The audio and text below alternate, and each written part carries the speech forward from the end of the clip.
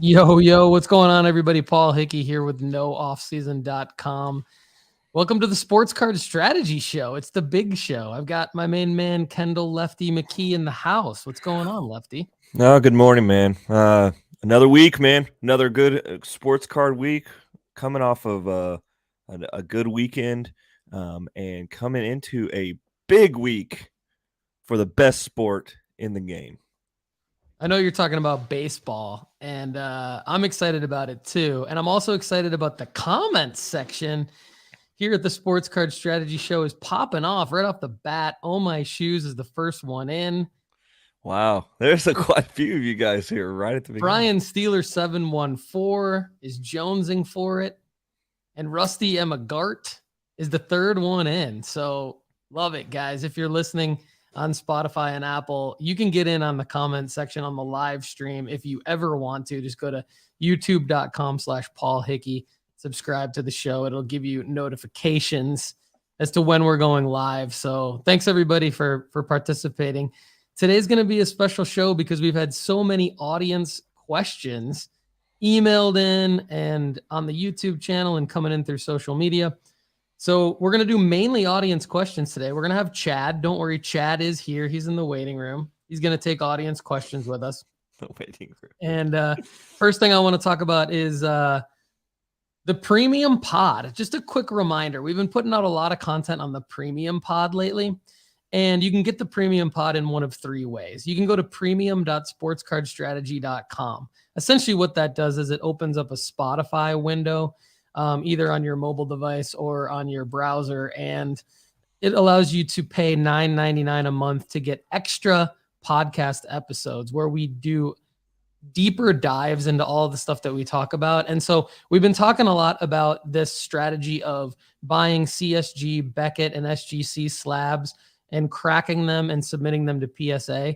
I did a huge deep dive into that content and how I'm doing that strategy specifically. So again, premium.sportscardstrategy.com is one way. Another way is you can just open up the Spotify app on your phone and click join on one of the shows. Same thing on YouTube. You can click join, $9.99 a month, same on YouTube. Or if you are a premium subscriber at nooffseason.com and you want to just listen in on your browser, just do that, because I'm already giving the premium subscribers to nooffseason.com that premium content. And if you don't have a premium subscription to nooffseason.com and or you want a hat, and the reason I say that is because Rusty Emmagart in one of the previous episodes threw out something in the comments that I did not address. He said, how can I get one of the hats? So if you want a hat or a year free to the premium at nooffseason.com, email me at paul@nooffseason.com to find out how. One other thing, Lefty, before we get to our L's, W's, buys, sells, and then the audience questions, is I'm going to the Mint Collective this week. And I've been forgetting to talk about that because it's been creeping up on me. I hadn't realized it's this week. So I figured I better let everybody know I will be at the Mint Collective in Las Vegas, Nevada at the MGM Grand. Pretty pumped about it. And Lefty, it'll be, so this is like an industry summit more so than a card show.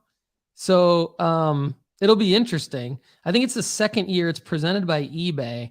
And it's a jam-packed schedule of holy cow sessions. Like they want us to kind of go in and listen to some sessions about some of the new stuff that's happening in the industry. Obviously, everybody says the hobby. I think it's obviously it's a hobby, but it's an industry. Like, this is an industry summit for sports cards presented by eBay. You've got like PWCC there. You've got Panini, Fanatics, Topps. You've got Upper Deck. You've got all the brands and everything. So I'll be there. I'm going to check it out. I'm going to cover the event. I'll do some podcast episodes with some people. Some of them will be dropped on the premium pod. Some of them will be airing, free everywhere. So this excited looks great. to go to the Mint Collective. And yeah, more on that to come. If anyone has anything, that you want to, that you're curious about, that you want me to ask people about at the Mint Collective, I'll try to track people down and ask them for you.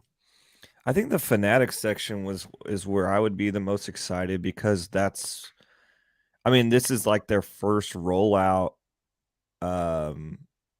year, I guess, a whole year of them putting stuff together for their new brand and what it's going to look like going forward. We know this is going to be a giant company involved in the hobby going forward.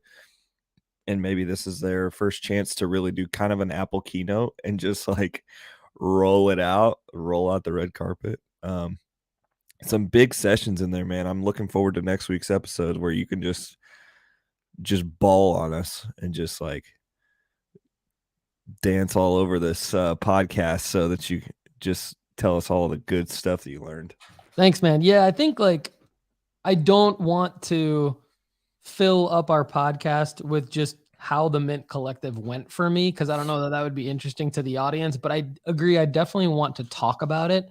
So what I'm going to try to do while I'm there is just pull together all the main points that I think the audience would benefit from, and definitely talk about it in next week's show. And if, like I said, if any of you want to email me or drop a comment below, I will address it at the Mint Collective if I can. So is there any part of this show that has tables?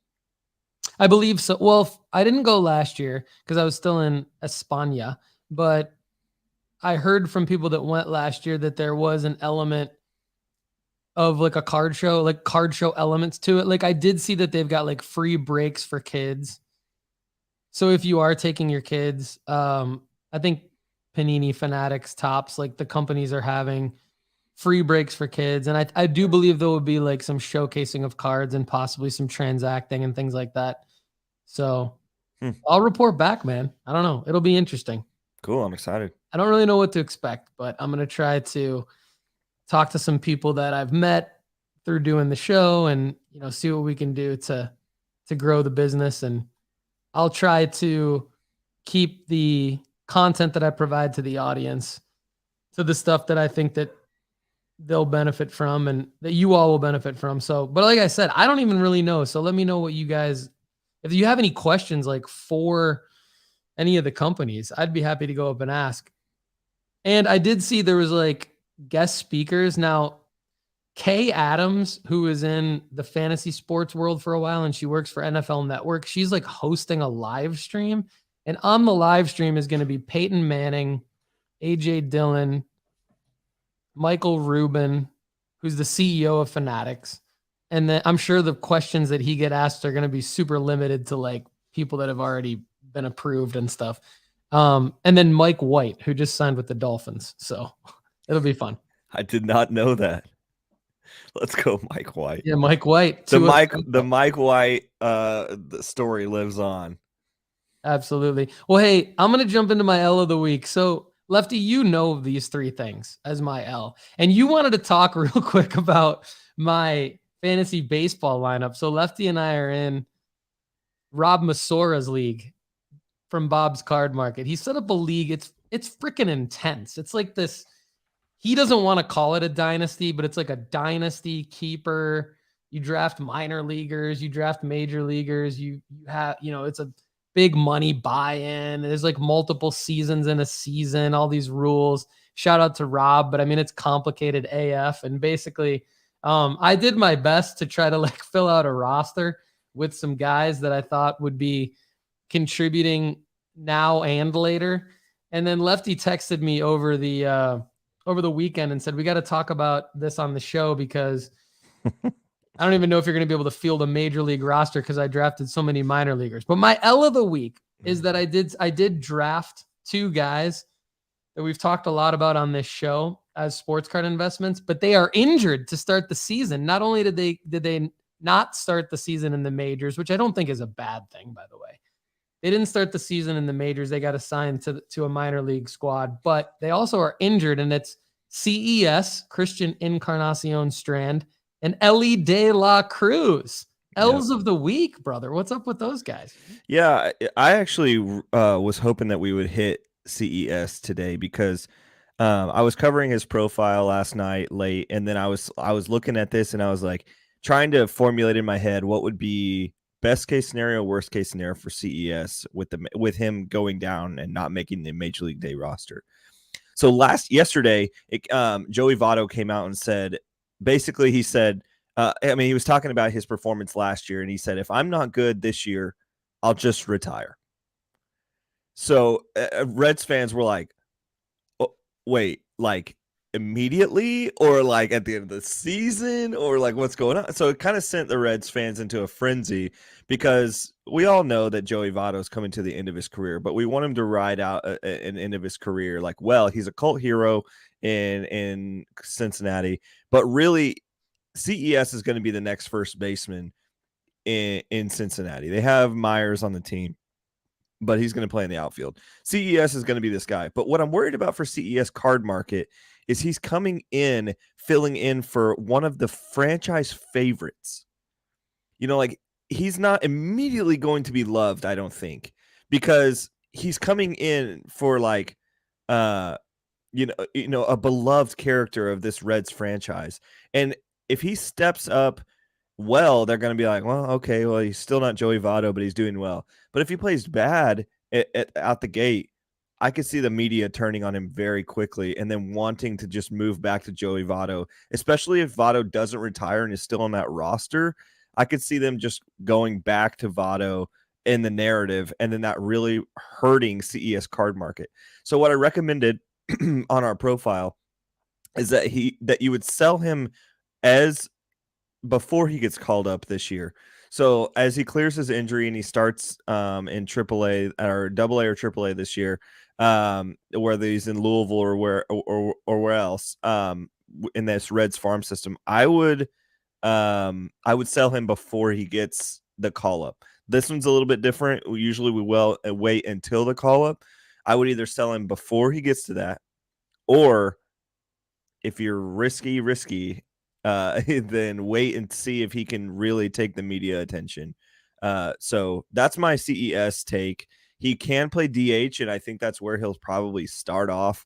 But if the Joey Votto situation plays into it, I'm nervous. Yeah, that's good analysis. Kendall wrote about CES at nooffseason.com. I'll be updating that later today, so check that out. Any thoughts on Ellie De La Cruz? I'm not worried about Ellie. This could be simply just coming back into the fray of of playing baseball like intensely again. Young guys don't always know how to prepare in the off season before they get to for instance, like people like Zach Greinke and stuff, they know how to get their body prepared for a major league season before the major league season starts. These younger guys, I mean, think about when you were, that young. You just walked into class or whatever, and you were just like sick. I just drank a 40 last night or what, like, I mean, yeah. Yeah, you don't go to bed at the right time. You eat the wrong stuff. Yeah, imagine that as a professional league baseball player, and then imagine they just gone through a month of trying to make the big league club out of spring training, and you picked up a knock here and there. I'm not worried about it. Yeah, that's good. All right, so my last L is Gavi. You texted me a situation about his contract. Yes. Can you break that down for the listeners? It's complicated, so I'll do my best. Southern Soccer Idiot is here today, as he says, happy Monday, gentlemen. So I'm sure that he could fill in for where I can't. But essentially, Barcelona is in a lot of financial troubles. They have been over the last couple of years, especially as Messi has exited the club. They've had a lot of stuff figured out. They've got some suspensions, although I do not think that this falls into that specific realm. Gavi himself, there was a way that they delayed his contract going into the 2021 or 2022 January window. They actually filed his promotion or his signing to Barcelona like too late, and the FIFA originally said no thanks, you can't play Gavi, you got his transfer status in too late. And then on the reappeal from Barcelona's club, then they were like, okay, it's not that big of a deal, blah, blah, blah, let him through because Barcelona had so many struggles. That's how I've seen it. But then La Liga president appealed that decision and said, no, just because it's Barcelona and Gavi or whatever, we can't make this as a precedent. I'm appealing that they still got this transfer in late and he can't play until being filed correctly. So the judge re-ruled in favor of that. So unfortunately, Gavi has to give up his number 6 officially at Barcelona. He has to go down and play for the youth club again. He is immediately available for transfer away from Barcelona this year. He had a $1 billion buyout clause. $1 billion buyout clause before moving from the club until 2026. That is insane. $1 billion. And now this guy's going to be able to be transferred on the free? I think this, unfortunately, could blow up in Barcelona's face. They don't necessarily have a whole lot of room to back on. It's clear they were late. So how does this affect the card market? I've explained all this to how does this affect the card market? I think, in my opinion, Gavi is the biggest soccer buy right now because the news, we're always saying buy the blood in the street, right? Sell the high and buy the blood in the street. The blood is in the street for Gavi right now. He's going to be on the youth club. So everybody's like, oh, God, I got to get out of this. I don't know how this is going to go. If Barcelona does, in fact, the appeal, I know they've appealed again. If that rules back in their favor, it's like snip, snap, snip, snap. Oh, my goodness. Little office quote right there. But Barcelona is apparently run by yes, exactly. If he does come back, then I would assume his prices go right back to where they were. Maybe it's unaffected. But here's my thing. What if a club like Arsenal or Liverpool, a struggling Liverpool team, get a player like Gavi on the free instead of playing $1 billion, all of a sudden he's paired up with a guy like Jude Bellingham next season. That is going to be what everybody's talking about. He's still as good as he is. He is not an injury related. This is an opportunity to buy in low again, I think, on Gavi. And you've got a couple of chances to do that. And he's still going to be the Spain number 6, and he's going to be a really, really good player. And if you pair Jude Bellingham, here's my worst case scenario for me, best case scenario for them. I think they both go to Liverpool. Jude Bellingham and Gavi go to Liverpool and pair up with Gakpo and Mo Salah. And you've got a team where you've got a 6, an 8, a 10, and a 9. And you've got already a defense that's got some studs back there that you can reinforce. I think that team can win the Premier League again. Yeah, so while it's an L for Barcelona and a quick L for Gavi, because it's just weird news to hear about a player, it could be a huge W for his card holders and or a huge opportunity. And I agree with Southern Soccer Idiot. I mean, someone's got to get fired in Barcelona. That's ridiculous that would happen. I mean, that's just something that doesn't really happen in American major professional sports. And it's just very confusing, but great job breaking it down, Lefty. I love it. Sorry, it was a little long. No, it was perfect. I think we needed to talk about that because I think we try to bring these types of opportunities to our audience, whereas I think a lot of other sports card podcasts would not, this wouldn't even be on their radar. They would be the ones who would be like, oh, when Gavi does something incredible, they'd talk about Gavi. But this is the kind of thing where we try to provide this kind of value to our listeners where it's weird news. What do you do with it? We think it's an opportunity, and we're saying buy Gavi now. It's a great time, like Kendall said, to go ahead and take advantage. This guy is not even 18 yet, I don't think. I mean, I think that's the whole thing, is that I think he was 16 or 17 when I saw him play for FC Barcelona. And anyway, he can play. He's 18. He'll be 19 this summer. Yeah. Great. So super young, big time career ahead of him, we think, and good opportunity to go get him. So I've never heard of a $1 billion buyout clause. Like, holy cow. yeah, let Well, alone someone actually, blowing that 1 billion euros, 1 actually, which billion is euros. higher than $1 billion. Yeah. All right, so moving on to the W of the week, we got some audience W's of the week that I want to shout out. My W of the week is that my eBay auctions are going pretty well right now. I've got I put a few bids in. nice, thank you, I appreciate that. Hopefully that's good news because if Lefty likes your cards, then you're doing something right. So if Lefty bids on your cards, you should feel good about yourself. So It's like that's a reverse win, right? psychology, man. Like you're selling the guys that we're saying to sell, but I'm like, oh, I'd take a flyer on this guy, but I'm like, no, I'm telling people I to know. sell. I can't be buying. Yeah, I know. It is a little bit weird. I think people in the card space acknowledge that it can get a little bit weird with that. But it's if they're good cards, then it's okay to I bid on the Gavi cards. I'll just put it that encourage way. it. Nice. Yeah, they're so there's like 4 Gavi PSA 10 just base tops chrome UCL cards on my eBay listing right now. And I picked them up at the London card show. And I picked them up for like a few pounds each or whatever. So maybe like $5 each. And then they all gemmed at PSA. I threw a bunch back. I talked about this on an earlier episode. So I had like 100% gem rate on my Gavis. And they're, if they go for over $25 total, I'll feel pretty good about it. So we'll report back on that later. They definitely will go for more than $25. They've been going for like 45 or 50 that card. So if they go for higher than that, then I think the market agrees with your analysis on now being the time to buy. If they go for less than that, maybe you're just ahead of everybody else. So we'll see. All right. So a lot of good chatter in the comments. Everybody check that out. The faves is in there. Oh, my shoes, Southern Soccer Idiot, Greeny Green. Go check out the action in the comments while we move along to the next portion of the show, which I want to give a shout out to an audience win of the week, Christoph Schmidt.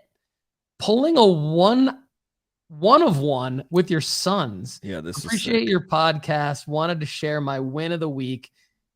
Coming after a really ugly finest baseball box with a lot of damaged cards and 2 autos of the same bad player earlier in the week. Opened a Mosaic Road to Qatar hobby box with my boys, 7 and 9. Age 7 and 9, as they are big soccer fans, and pulled the black Mosaic 1 of 1 Erling Haaland. Man, that was a great experience. One thing is to pull something like that when you're alone, but much better when this experience is shared with your children. Never pulled a 1 of 1 before, and with Haaland, we got lucky. Thanks for your work. That is amazing. Thank you so much for sharing that with us, Christoph Schmidt. Audience win of the week. Love it. This is amazing. What pulling cards with your son by themselves? You could pull crap.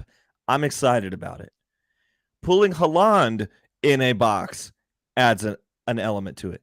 Pulling a 1 of 1 Haaland adds an even greater element to it. It reminds me of a video I saw where this guy pulled a dual auto of Mike. This kid, a 7-year-old, he was like, I'm going to let my brother open this pack because he has hot hands. And he opens a pack and he was like, oh my God, Jeffrey, oh my God, I can't look. And it was a dual auto of Shohei and Mike Trout together. Like you pulling those cards for kids.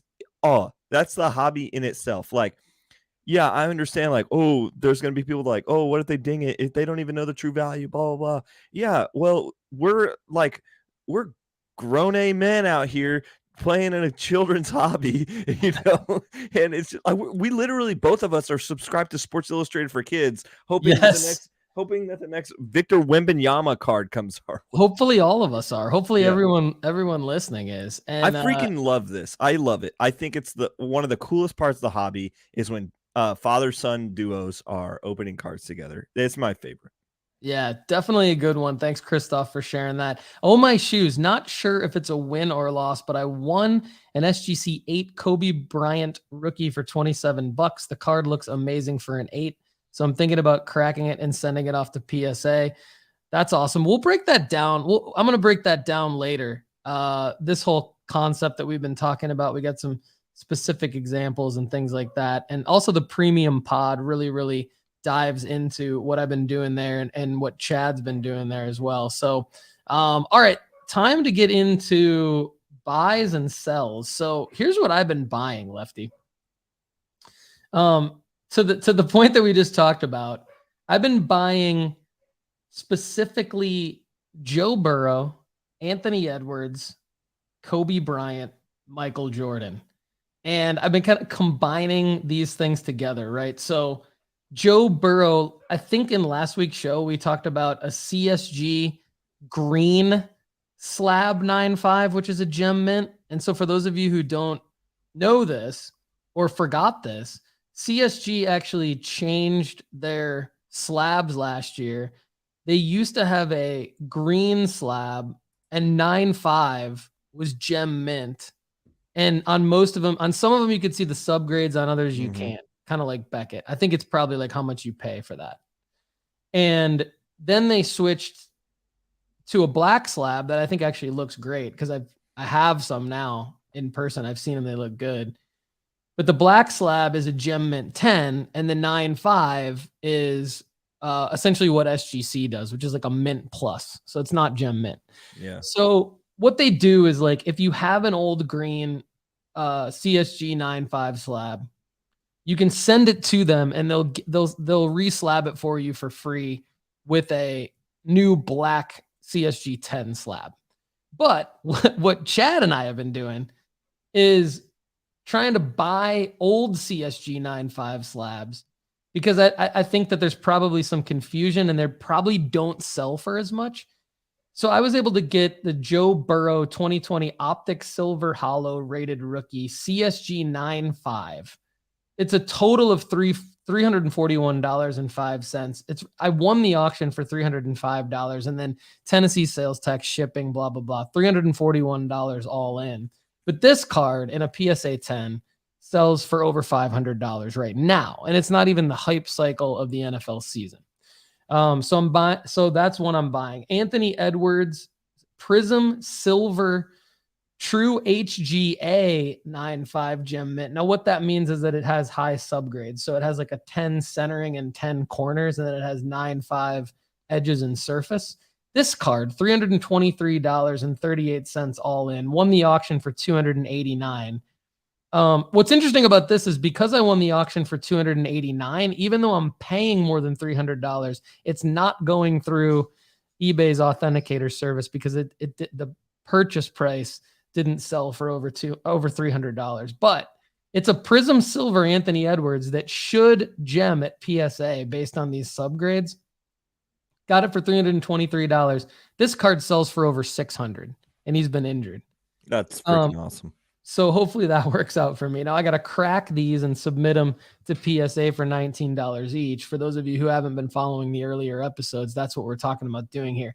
Now these couple smaller ones that I bought over the weekend, a Michael Jordan 1990 Fleer number 26 card, same CSG green old slab, high subgrades. Looks like it should gem at PSA. Again, I'm looking for 10 or I'm looking for 9.5 or 10 centering. Look at this. Corners, right?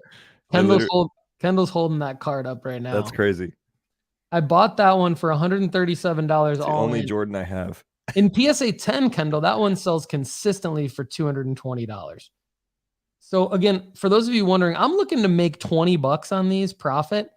The last three that I've rattled off, I'm looking at $100 or more profit, hopefully.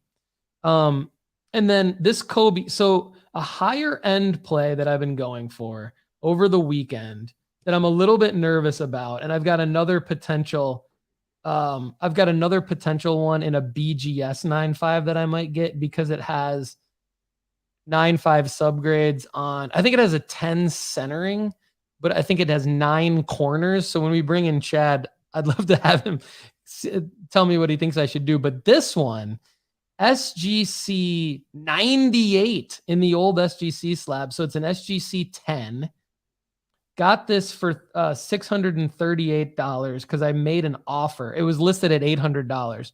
Made an offer, got it for $638 all in. This card, the Kobe card sells for between 1996 Topps base rookie in PSA 10 sells for as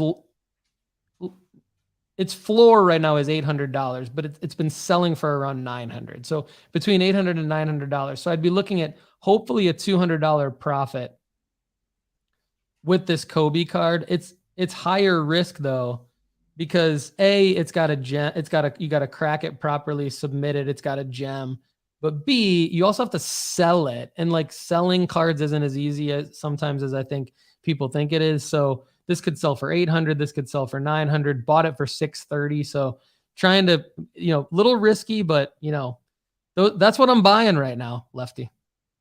Yeah, I think that's awesome. I actually, I love I've been trying to do this play. I've been trying to look at the CSG and the SGC stuff. And I don't know if you guys or maybe our listeners are sniping my auctions, but like they're going for higher than they should. And I'm like, man, I need to this is what I got to start doing, Paul. Our show's getting big enough to where I need to do something and then tell people about it, not tell people about it and then do something. Let me just put it that way. But anyway, but that can also, so I want to give you guys the freshest knowledge. So maybe just let me have a win every now and then. That's all I'm asking for. But yeah, don't snipe Lefty, everybody. I shared my screen if you want to show that. These are guys that I've been talking about for the past couple of months, but I got some good deals on Mason Hour, PSA 10, $299. I'm pretty excited about this card coming in at under $200. My max bid was $200 and the auction finished at $177. Honestly, less than I expected to pay. We're buying a lot of Owen Casey over at justbaseball.com. His exit velocities on some of the backfields are incredible. He's got the right tools. A little bit of a riskier prospect because he hasn't had a great minor league season yet, but he's got all the makeup of being a guy that'll shoot once he figures out some stuff. So Mason Hour, Owen Casey, you got two of those. And then I'm taking a risk on Alex Kirilloff. I've said that the other day. And then, of course, got me some maxis as well with some of the indie wins. So, Paul, next week, when some of my cards come in, I'm going to give you the full breakdown of all the cards I've acquired just from selling 7 Indy Rodriguez cards and the full breakdown of like what I have acquired / been able to do in our family setting. I'm going to talk about that next week. That's awesome. I will give you a hint. Okay. A little hint. 3 of the autos that I was able to get are these. So I think I've acquired about 15 cards with selling 7, acquiring about 15 of different levels and ranges. 3 of them are a Pulisic auto, a Vinny Jr. auto, and a Saka auto. See, so this is like we have in the comments, somebody just asked, Rusty just asked Lefty, who you looking for? This is a amazing answer to that question. Amazing answer. So who the guys who Lefty just named, great opportunity to, I think, take advantage of buying those guys low right now, but I can't wait for Lefty's breakdown on that. I'm actually super excited to run it through the spreadsheet and everything. And can I go back to a win of the week this week? Yeah.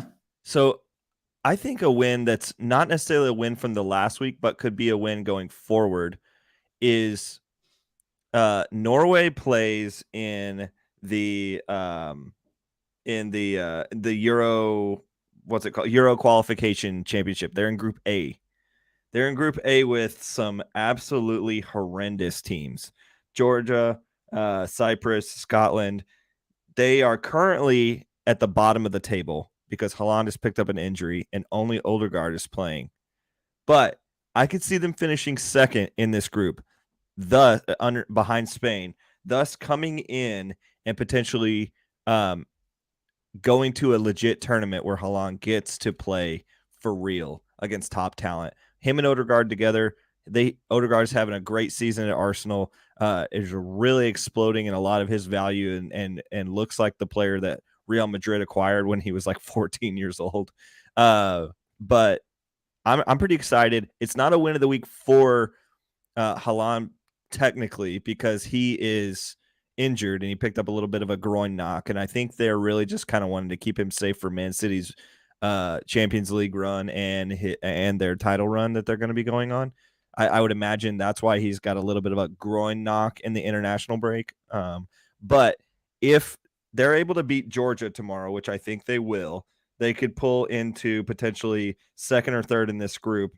And they've played one game and they've lost to Spain itself. So I legit think that they could run the rest of this table and finish second, which would be amazing for his value.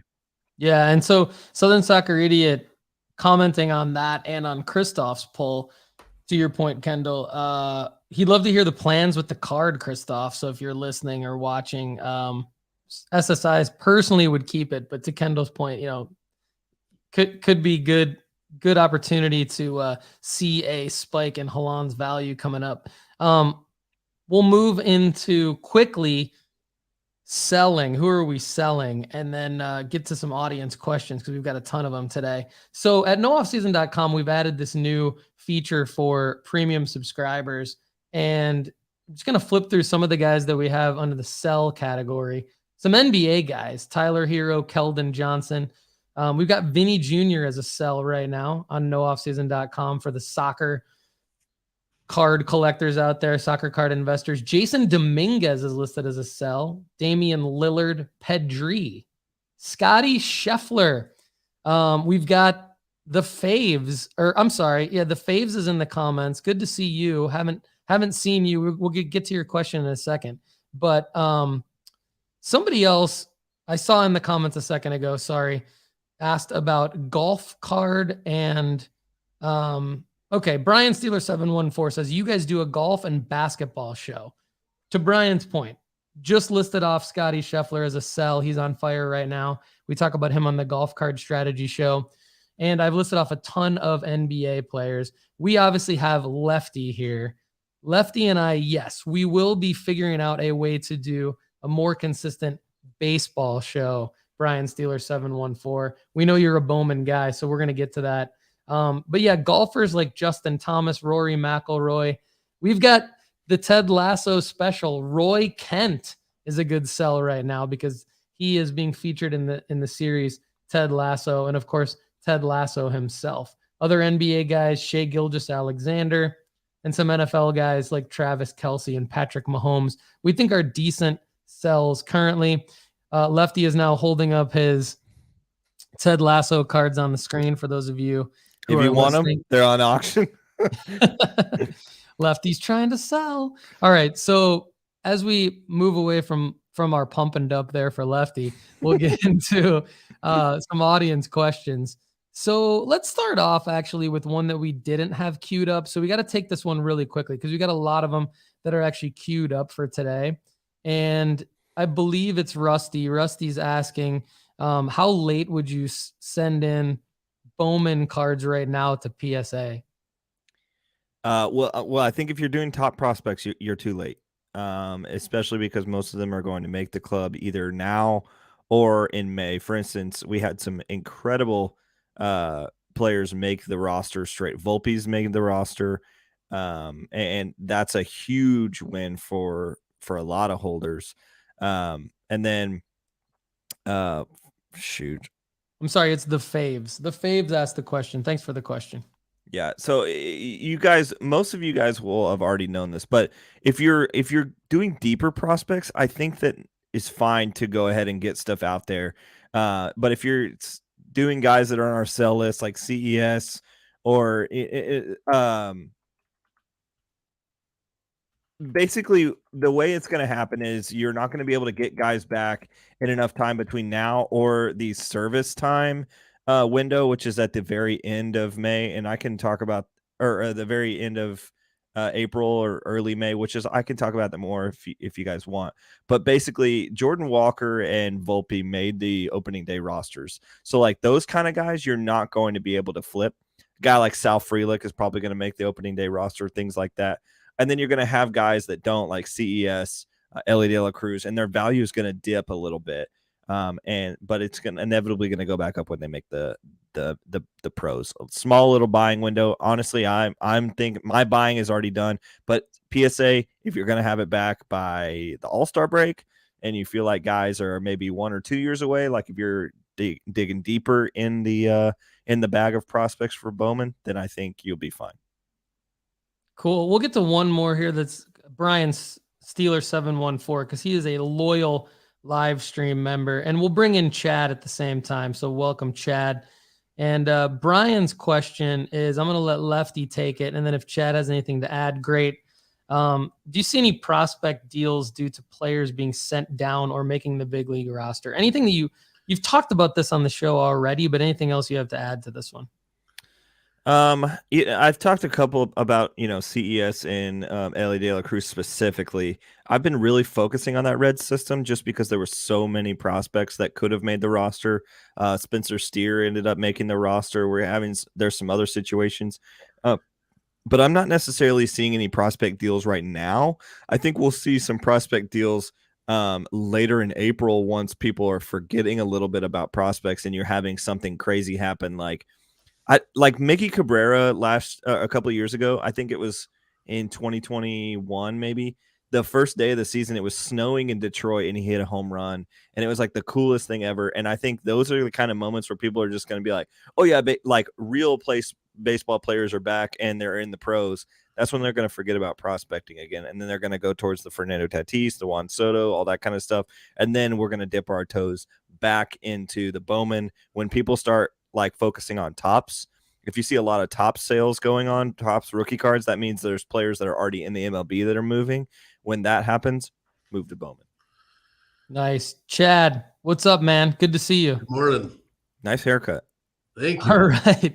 Chad Guell is here. We're going to keep going with the audience questions. So low print run, non-numbered parallels. This was an interesting one from Patrick Alcorn. Thank you, Patrick. I have a question about low print run, non-numbered variations and parallels. I was able to get into a 2021-22 Topps Chrome UEFA Erling Haaland neon green lava variation in a PSA 10 for just $50 back in December.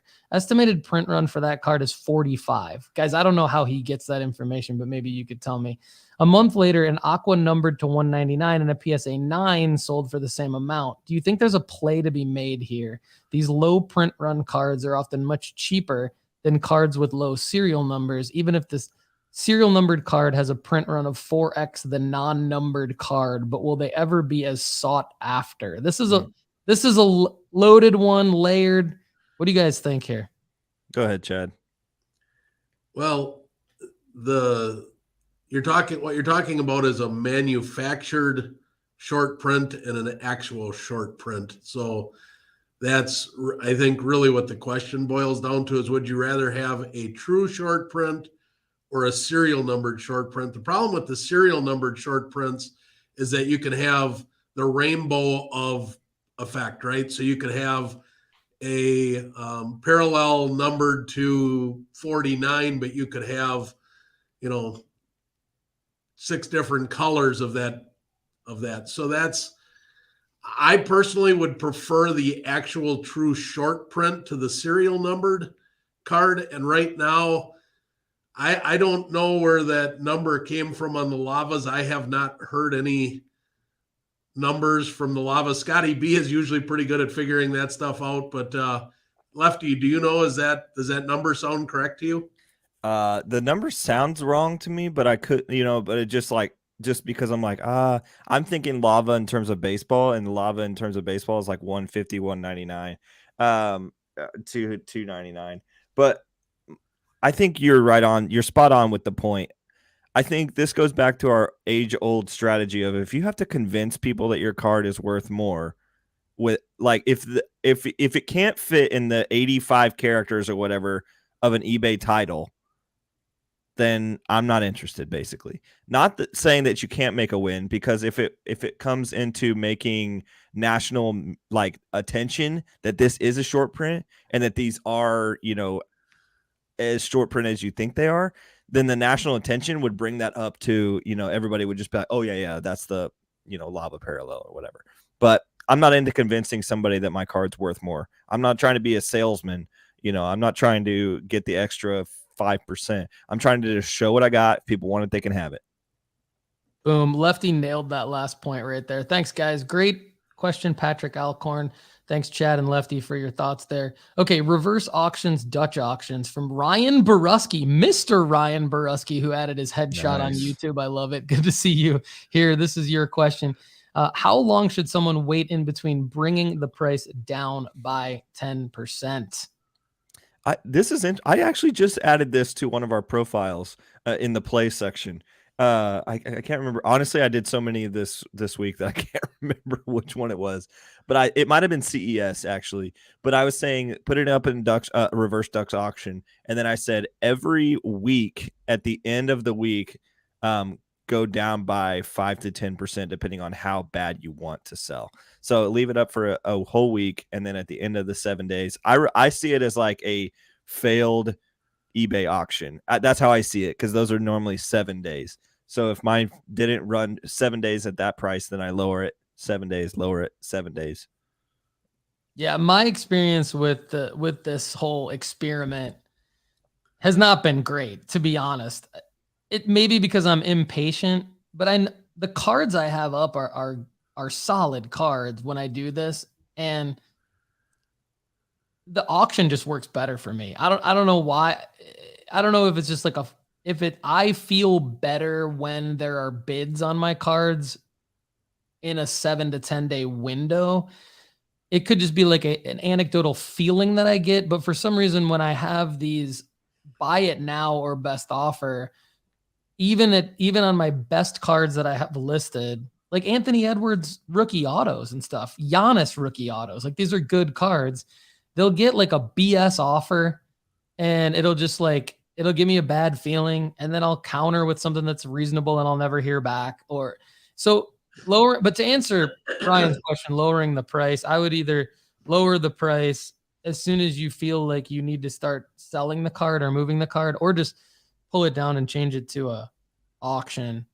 I don't know, Chad, if you have anything to add. If not, I'm going to go to the next question. I think you guys answered it well. Let's go to the next one. All right, next question. Also from Ryan Borusky, do rookie ticket autos need to be graded to be flippable? Essentially is the question here. My experience with this is that rookie ticket autos are hard to grade. I have bought quite a few of them, basketball rookie ticket autos, not as many football. And they've come back as 8s. Some of them have come back as lower than 8s. I have 0 10s that I've graded. I've only bought pre-graded PSA 10s slabbed already. The best rookie ticket auto grade I've ever had is a 9. I don't think that their corners I don't think that's true. Years do well. I mean, I think it wasn't a Jordan Poole a 10. Yeah, oh, that's right. Yeah, you're right. Sorry. Jordan Poole, I did buy raw and it did get a 10. Thank you, Lefty. Yeah, my biggest play of all time. I forgot about that. I think it might depend on the year and the color. Jordan Poole was a 2018, I believe. And so 2019, 2020, 2021 that I like those. And if they're colored, like the Cam Thomas, the Tyrese Maxey's, the Anthony Edwards, if they have any kind of color on them, typically the corners haven't done as well. And I think, Ryan, the answer is no. They don't need to be graded to be flippable. And same thing with really any nice autos. The fact that it has an auto on it, especially if it's a short print or a serial numbered, any kind of variation, it doesn't need to be graded. Grading it kind of adds an extra element of risk. The reason I have it the reason I tend to grade mine is because I don't want to really fight with people over what it might get. I want to sell it. So I'm just kind of like, I'm going to get it graded. They're going to know what the grade is. There's not going to be any argument. The person's not going to get it and be mad at me because it's not the condition that they thought it was in. So I'm taking out the variable of, because I'm selling everything I'm buying always, like I don't PC anything, just full disclosure. And so because I'm selling everything I'm buying, I'm grading it, because then I don't want to deal with the repercussions of somebody getting my card and then challenging the condition of it afterwards. Do you guys have anything to add to this one? No, I mean, I think that's great. I think if you're selling raw, or if you're selling in person, RTAs move raw fine, because you can get all that stuff. But like, I think there's so much speculation of, if you're selling an RTA or an RPA, and if it's not very, very clear photos on eBay, they're just going to assume that you didn't want to submit it, that you didn't want to grade it, and so they're just going to assume that. That's true. That's a good point too. The bigger risk that you have with that is if you're selling it online and you have a bunch of graded cards, and then they see that you have a non-graded card, like to Lefty's point, if you're going to buy and sell them, I think that you can flip them and make good money on them, because they are very liquid, but you can't do it online if you're doing both, because somebody's just going to assume, well, why do they have a big dollar ticket card and some of them are graded and some aren't? So I've actually, when I have a non-graded auto, I sell that on Facebook or Instagram, not eBay, because my eBay listings have I have too many graded cards on eBay and they don't do as well. Yeah, great point, guys. What's your seller name on eBay, Chad? UK Cats 1. So UK_Cats_1. And I do the reverse Dutch auction as well. So how does the reverse Dutch auction work for you? Does it work well? Like, are you happy with it? Yeah, for the most part, it works really well. I have more ungraded cards on my eBay than I do. I've probably got 100 graded cards and 900 ungraded cards. Gotcha. VJ Patel in the house. What's up, VJ? Good to see you. Just wanted to give you a quick shout out. Moving on to the next. This is an audience insight. So this is from Rob Masora of Bob's Card Market. This is a clarification on eBay standard envelope, and I am confused. So he said last week Chad's comment on eBay standard envelope wasn't entirely correct. If you don't want them, meaning the post office, to use the machine, then yes, you probably need to pay the $1.08, but you should just pay the 60 cents and don't put anything on the envelope. It will go through the machine. If it's not thicker than 1/4 of an inch, you shouldn't have many problems. Don't know if you guys want to comment on this or clarify. To me, I'm not trying to pick on Rob here. I know he's listening. Rob, I love you. I don't really want any problems. So if it's not going to cause me many problems, I'd pay the $1.08. But full disclosure, so here's my question. Is this in a case of like you're selling, let's say, a $5 card, you're trying to, or you're saying you're maybe selling a lot of, say, $3 to $5 cards or less than $10 cards. You're putting them in a plain white envelope in like a top loader. Is this the scenario? And then you're wanting it to not go through the machine because you don't want the card to get damaged. Like, what's the actual scenario here? No, so maybe it's different in different parts of the country, but I actually got a letter from my local post office when I got a whole bunch of these returned.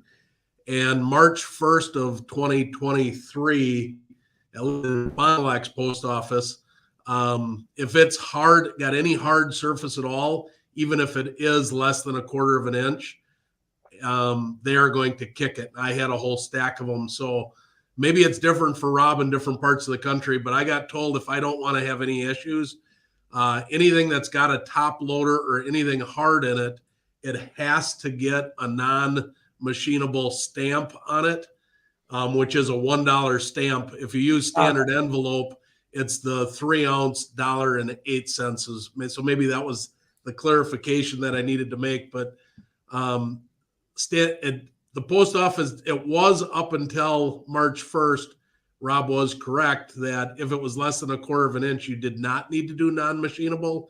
And I sent hundreds of them that I did not mark non-machinable at the 60-cent thing. But first week of March, I had almost 20 envelopes returned to me, and they were all less than 1/4 of an inch.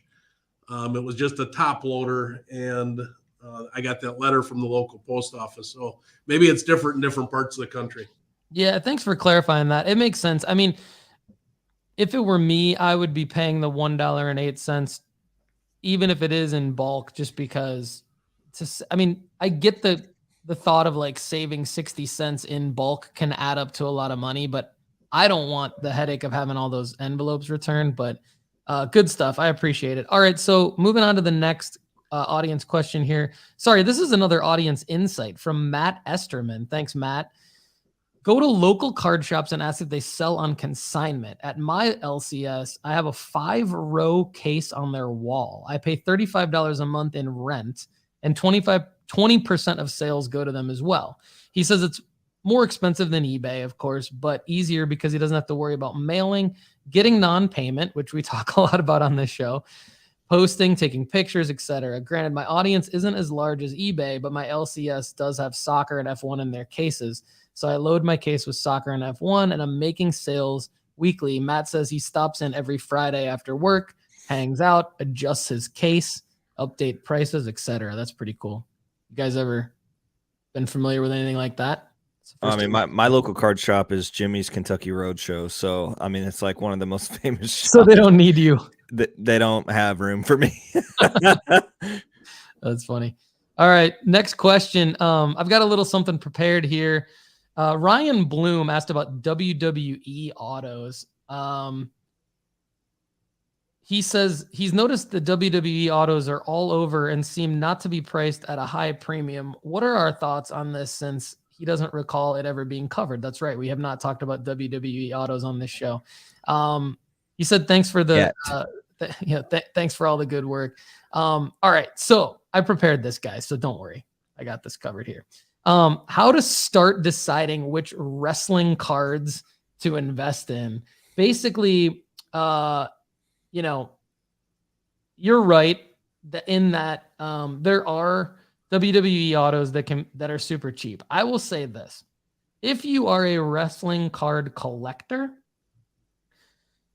Captain Obvious statement, find the wrestlers that you like the best and the personalities that you like the best, and find like the most affordable or unique autos that you like.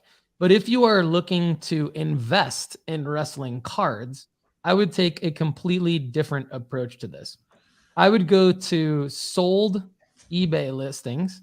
I typed in wrestling. I think I typed in WWE Autos just to start. There's obviously other wrestling brands, other wrestling companies, but a WWE autograph card. And I scroll down to the ones that are the most liquid, so that are selling the most often. That's where I start, because that's going to give me an idea of, like, if I'm trying to invest and flip, I need to know how easy is it going to be to sell these? How hard is it going to be to sell these? So you've got like an impeccable Hulk Hogan, for example, out of 99, 25 bids that sold for $330 this week, yesterday. So that kind of a card. Now, we do have wrestling card rankings at nooffseason.com that can help you with this as well. But I would also use Market Movers, because Market Movers has wrestling cards. And not so much on the autos. Ryan, this is a great question by Ryan Bloom, by the way. But Ryan, not so much on the autos, but go to Market Movers. Use the promo code NOOFFSEASON if you're not already a member. It'll get you your first month for only $1. And go to the movements tab. Just type in wrestling. Go to the last 365 days, and then just sort the column by the number of sales. So like Hulk Hogan 2022 Prism Silver Raw. 164 sales in the last 365 days. And then sort of find cards that maybe have dipped a little bit over the last 365 days, but that sell all the time. And that's how I would start investing in wrestling cards, or really in any sport. I would take that approach. So moving on to Oh My Shoes, audience question. My son and I went to a flea market and scraped through some boxes and found these. The guy wanted $60. I talked him down to $40. Did I do okay? I broke it down. Oh My Shoes. These are the cards, by the way. Had the slide out of order here. So we got a Trevor Lawrence blue press proof. 2021 Donruss rated rookie blue press proof. He paid $40. This one last sold for $15. It had Jalen Waddle Prism Red Ice. This one last sold for $8.60. A Kobe Bryant 1996 metal base last sold for $24.50. And I noticed a Jamar Chase 2021 rated rookie optic hollow variation in there that last sold for $15.50. So, oh my shoes, how did you do? Well, you paid $40 for a bunch of cards worth $67. So, my friend, I think you did pretty well on that one. Great work. Shoes. Appreciate you and all the effort that you bring to the show. Next up, Philip Lemage. Plays to share. Been loving the podcast lately. Chad's been a great addition and a wealth of knowledge. I agree. We all agree. Great video on cracking SGC slabs too. Philip Lemage has a play to share. Let's see. Second and third stars on NBA playoff teams, especially smaller market teams that don't get any TV time during the regular season. The last few months, he's picked up 3 Jaren Jackson Jr. Go green, go white. 2 PSAs, 1 raw. 2 Evan Mobleys. Shout out Gary from Hoops and Cards. Go Cavs. 1 PSA, 1 raw. Desmond Bain. 3 Josh Okogis, a Paul George, and a Brandon Ingram. All either Prism or rated rookie variations. He likes these guys because A, they're cheaper than the number 1 stars on the team. B, they should see a boost with playoff runs and the chance for a big game or two. And 3, national TV coverage will introduce a lot of new people to them. His goal is to flip all of these from April through June. And if not, he's happy to hold on to almost all of them until next year, Paul George and Brandon Ingram notwithstanding. So any take on these guys? Chad, what do you think about this? To me, this is a little risky. This is a little risky right now. Second, third tier players on playoff teams, flipping them. Is this a play that you make? No, it's not something that I mean, I will if I'm going to crack and resubmit, but I would have done that 3-4 months ago so that I've got the cards back already to flip come playoff time. To do it the old-fashioned way and to buy prior to the playoffs and hope the cards go up, that's really risky on a second or a third tier player. Second tier, maybe not quite so much. The Tyrese Maxey maybe would be the exception to the rule because, I think one could argue he's a number 1 on any other team. Jaren Jackson Jr. certainly has had hype and buzz in the past. Paul George is no number 3. So there's some there, but a Josh Okogie, man, he would have to just ball it out in the playoffs to have any type of rise in card prices. So there's some risk, but that's what's so great about this hobby is we can all do our own thing and enjoy it. Yeah, that's well said too. Philip, thanks for sharing that. I hope it does work out for you. And to Chad's point, like there's something for everybody here. So just because we're not doing it doesn't mean it's not a great play. I think Gary from Hoops and Cards would probably agree with a lot of what you said there. So good work. Some of our listeners profited from Grant Williams last year. Yeah, that's a good point. Yeah, that's a good point too, Lefty. So a lot of good stuff going on, and we'd love to hear from you on what you guys are all doing leading into the NBA playoffs. VJ threw out something in the comments about the rock kaboom, going back to the wrestling question. Let's get into that in the future show. VJ, if you don't mind, shoot me an email on that, paul@nooffseason.com, and we can break that down in a future episode. Will Hines asks, when to list Jordan Love, essentially is the question here. How to, but also recommendations for listing a card on eBay, list a higher price and accept an offer, or start it low and let it bid itself up. We kind of talked about that earlier in the episode based on your preference. But when to list a Jordan Love card and trying to maximize profit on that. Lefty, what do you think about this one? Now, I think Jordan Love is booty hole. He's going to be bad. List it now. Get out of him while you can while this hype cycle is going on. I don't think he even leaves. I don't even think he leaves camp as QB1. Could be. It's going to be tough. It's going to be tough for him to live up to the hype. I agree. Okay, how to find which slabs to crack. I'm officially subscribed now to nooffseason.com and looking forward to receiving it. Yes, thank you very much, Buckeye Dill Paul Schmitz. How often does it get released? Well, okay, so premium member only content in the form of articles and premium pods about 3 or 4 times a month now. There's a daily email that goes out to everybody, and that just has links to the most recent content that has been updated on the site.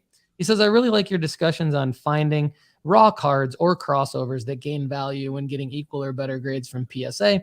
I was wondering if there's an easy way to search for which cards to grade higher at a higher percentage, 8, 9, or 10. There's not really an easy way, and that's why Chad and I have been spending a lot of our time sort of breaking it down on nooffseason.com. So I want to say that, but I'll give you like a quick example of like just so I go into in depth on this. At this article at nooffseason.com called How to Look for Slabs to Crack and Grade at PSA.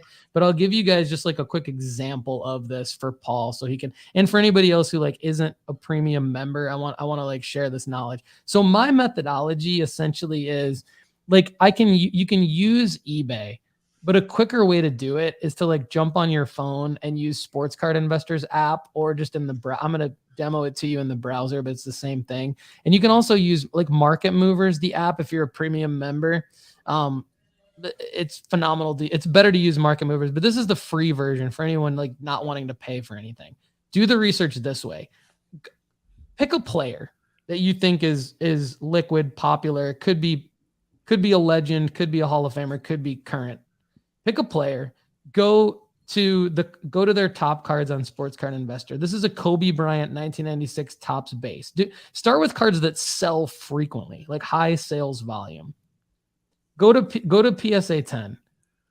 Last sold for $805. That was literally last week. Before that, it was selling for between $900 and $1,000. So it's dipped a little bit, but I think that could be an anomaly. Anyway, last sold for $805. Toggle grade from PSA 10 to BGS 9.5.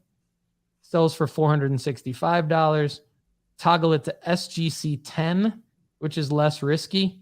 SGC 10 should cross over, hopefully, to a PSA 10 after cracking, probably at a higher rate than a BGS 9.5 because a BGS 9.5, don't get tricked, don't be fooled, could have low subgrades on the centering and corners.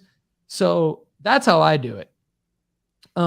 Chad, do you have anything else to add to that one?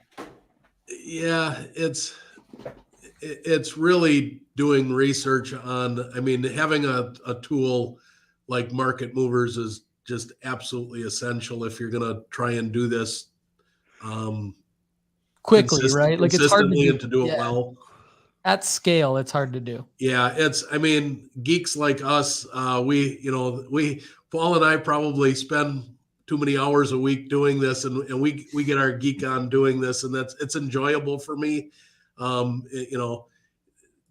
a friend that has Market Movers and have a contest, for dinner or for drinks or something, and just say who could find the card with the biggest difference in flipping, and then both go do it or something. But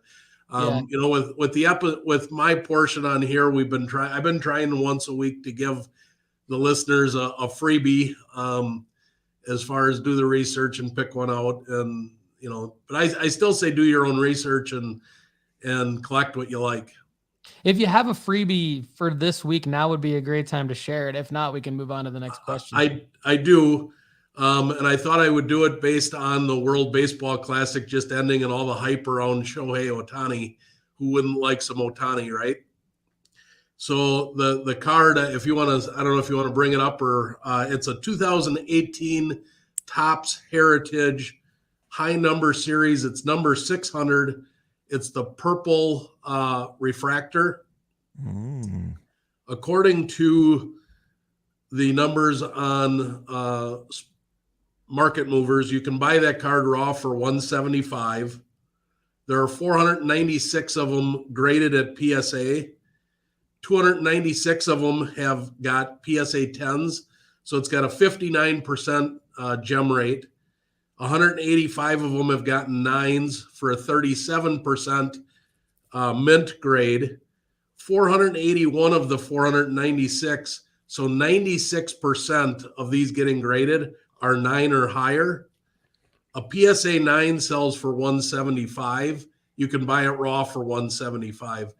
So if you've got good eyes, here's a card that with a very low risk factor, right? You're basically talking your shipping and your grading.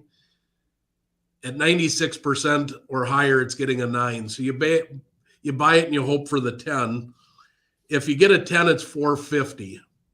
Or if you want to go with the crack approach, the SGC 95 one recently sold for $159. An SGC 95 is selling for about $15 less than raw. And you could do that. I just did this on an SG, the one that you see on there, the most recent sale of the 9.5 on 3/9 of March was me. I bought this for $159.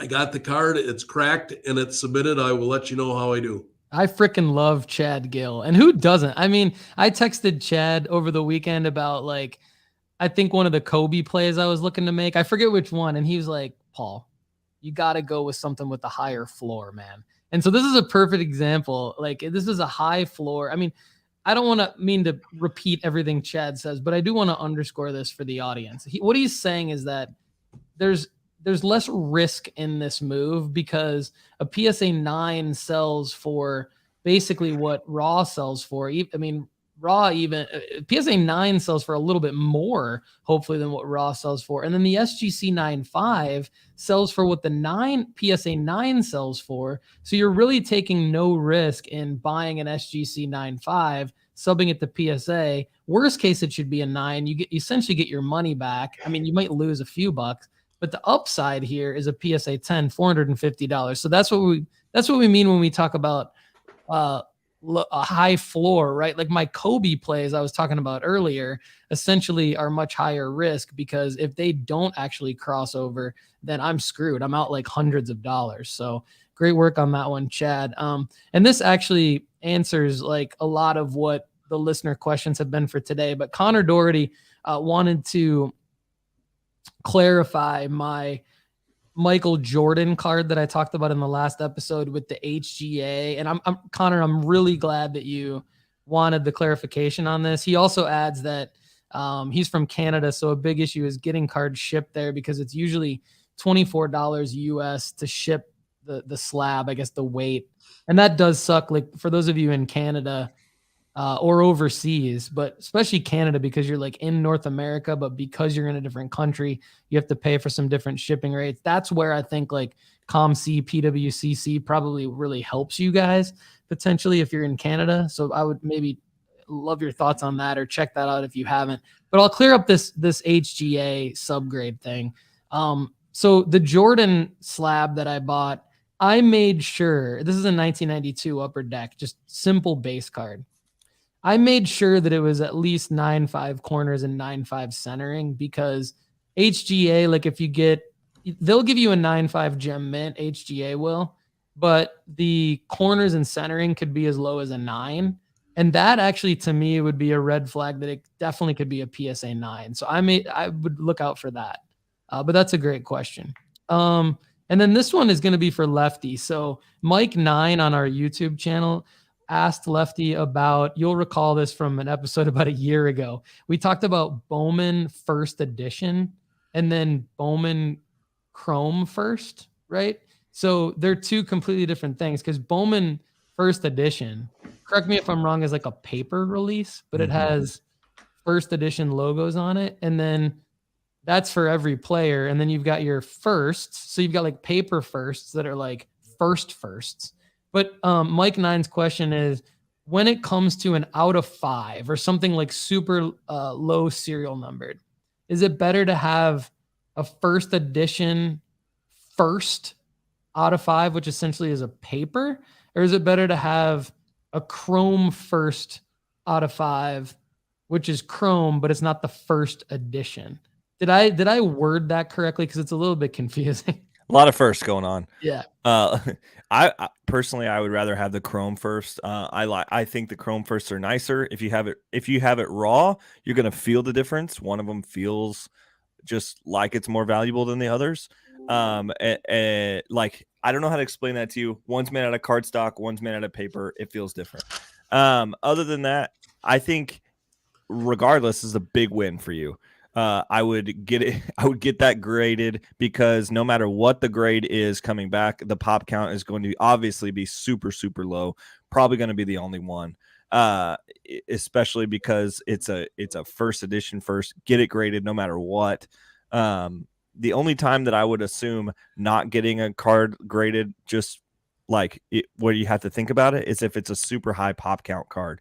For instance, if you're doing like a regular Bowman Chrome, you got to make sure those things are coming back mint 10s. Like for instance, your Gavi pull like the other day, it's fantastic that they all came back 10s because that's a card that if it comes back at 10, it's a win for you. It comes back at 9 or less, it's not. So because of the pop count, it's just going to sit on your eBay store forever, ever.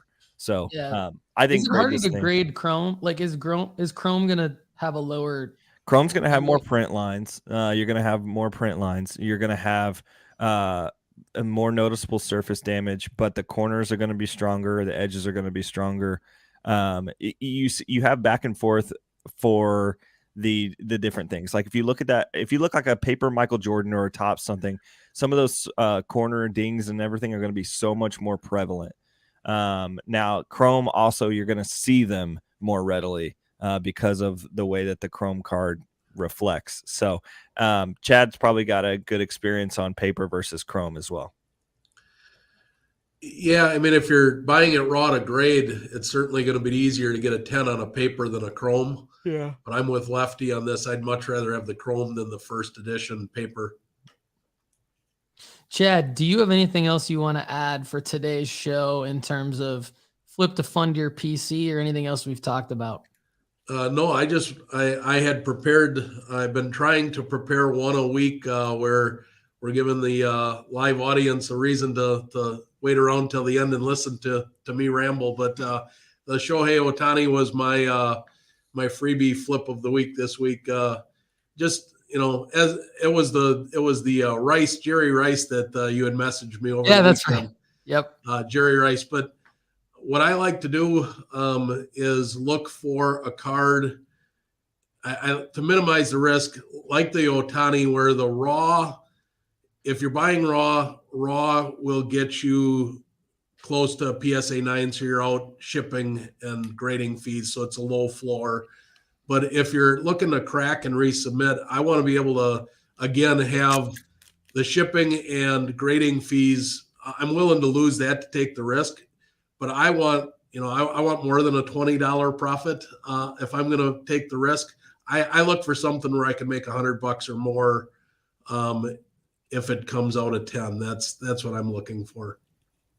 I'm going to probably text you later today this Kobe Bryant BGS 9.5 and get your take on it. But you're right. It was the Jerry Rice 1986 tops, which is a tough one to get the lower grade on. Would have been a big hit. So appreciate your help there. Chad also has a great new article at nooffseason.com. Go check it out, and how Michael Jordan can help you fund your PC. It's a great article. It is for premium members only though. So if you're not a premium member, email me at paul@nooffseason.com to find out how. Lefty McKee at Lefty McKee on Twitter, at Lefty McKee on Instagram, Wilds Cards Box Breaks on Facebook. He also contributes to justbaseball.com. What are your parting shots for the day, Lefty? I just wanted to tell a cool story real quickly. I was bidding on an eBay auction for a Marcelo Meyer green auto, and I was bidding, and all of a sudden my bid, I got an email from eBay saying that the item had been canceled. So I was like, what the heck? So I reached out to that seller. I was like, are you reposting that? Like, what's going on? Blah, blah, blah. And he was like, unfortunately, he was like, my auto wasn't getting as many follows or enough attentions as like 3 of the other ones that are live right now. So I'm going to repost with the same keywords. And I was like, okay. But the cool part of this was he goes, there was only one bid on it, by the way. It was me. But he said, are you the Lefty McKee from the Sports Card Strategy Show? And I was like, I am. And he was like, bro, I'm a big listener. This is so cool. Like, you actually were bidding on my item or whatever. So There you go. We're big enough now that people on eBay are knowing who we are. I can't believe it. Thanks everybody so much for all of your support. Keep it coming. This is your show, everybody. We really appreciate it. I'm Paul Hickey with nooffseason.com. For Chad Guell, the PhD in flipping to fund your PC, and Kendall Lefty McKee, the Bowman brother, the soccer man. Thanks so much for watching and listening, and have a great day. Cue that rock music, baby.